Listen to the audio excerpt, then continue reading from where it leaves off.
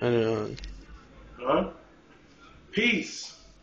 Brothers and sisters, I'm back to defend my ancestors that are dead and cannot defend themselves against their own descendants. Alright, let me see this.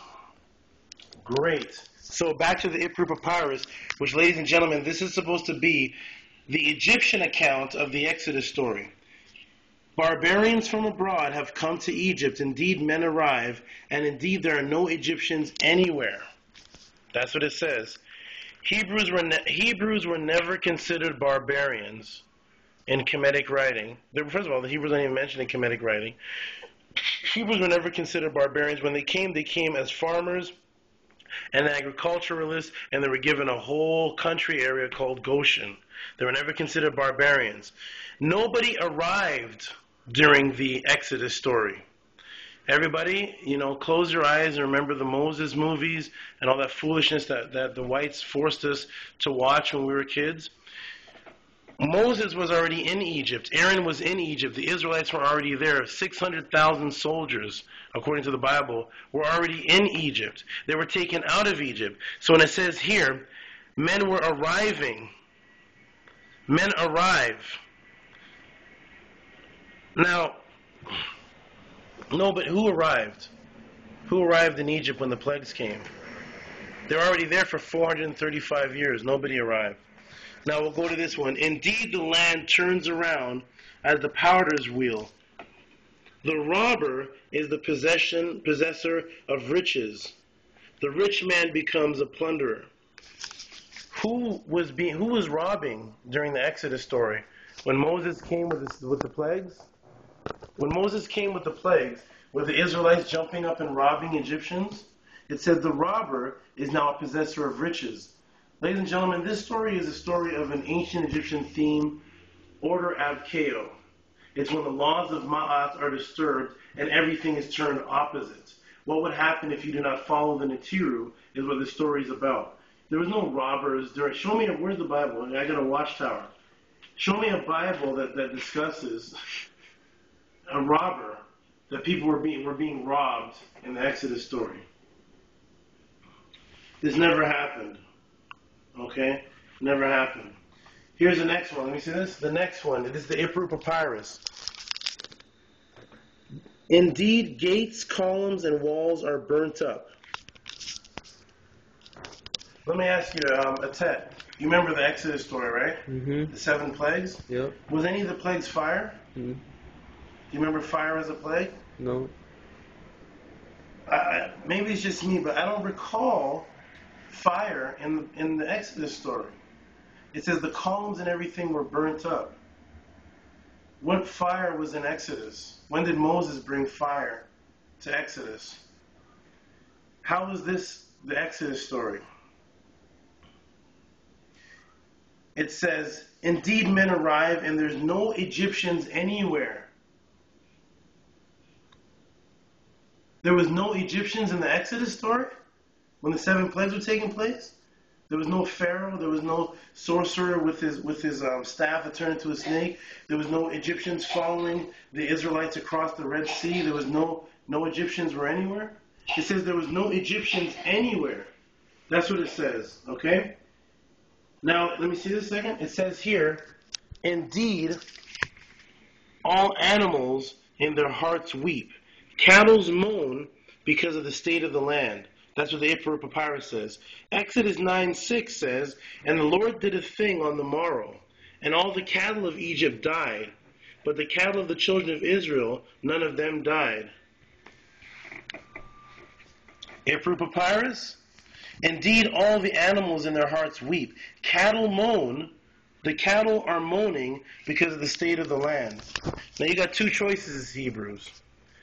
Either the cattle are dead, the Egyptian cattle are dead on the ground moaning, or the Egyptian cattle were all wiped out according to Exodus 9:6, and the only cattle that was alive was the Israelite cattle, and they were moaning for the Egyptian cattle. This is kindergarten. Okay, now let's continue. Ipuwer Papyrus. Men sit in the bushes until the benighted traveler comes in order to plunder his burden. and what is upon him is taken away. He has belabored with blows of a stick and is murdered. Hold this. When did, what time is it now? 5:12. When did this happen? Who was the blunder? Men sit in the bushes when the traveler comes. What traveler? Was there any travelers? What is a traveler? A traveler is a person that comes from somewhere else. 435 years ago, before the so-called plagues, the Israelites were given their own land called Goshen. They lived there. There was no travelers there.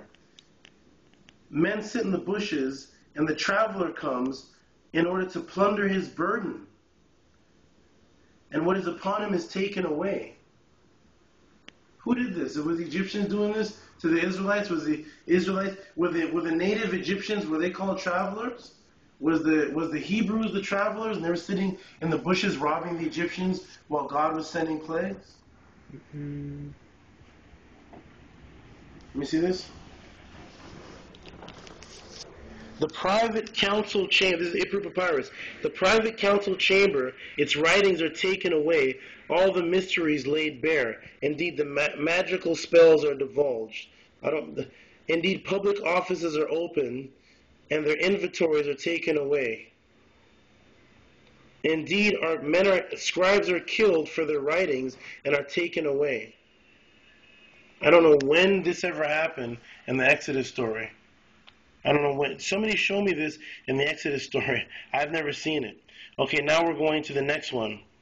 This is all Ipuwer Papyrus. You guys can go look this up and research it. Now, it says here, Ipuwer Papyrus, right here, remember to immerse him who is in pain, he is sick in his body. Show respect because of his God, that he may guard the utterance, his children who are witnesses of the surging flood. When men send a servant for humble folk, he goes on the road until he sees the flood. The road is washed out. He stands worried. What is on him is taken away. He is belabored with blows of a stick, and he's slain. I tell you, remember a flood in Exodus? I remember the river being turned to blood. Yeah. But do you remember Egypt being flooded? Was that Noah? Hebrews, was the Exodus story the Noah story? Or was the Noah story? Did Moses building an ark? Okay, Moses was building an ark, and there was a flood in Egypt, and then he sent the plagues, and one of the plagues was fire, which burnt everything while the cattle were dead and moaning, because there was travelers coming in, robbing the scribes.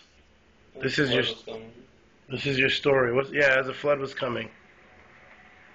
The Ipuwer Papyrus ends by saying, remember fat geese, ducks, and offer them to the Netiru.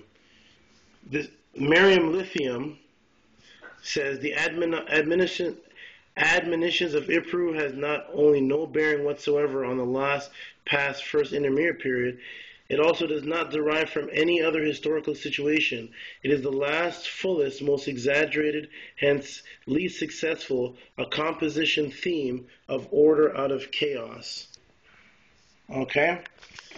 Ladies and gentlemen, we're going to pause there, and then we're going to end this section with me summarizing everything that we've been through. Peace!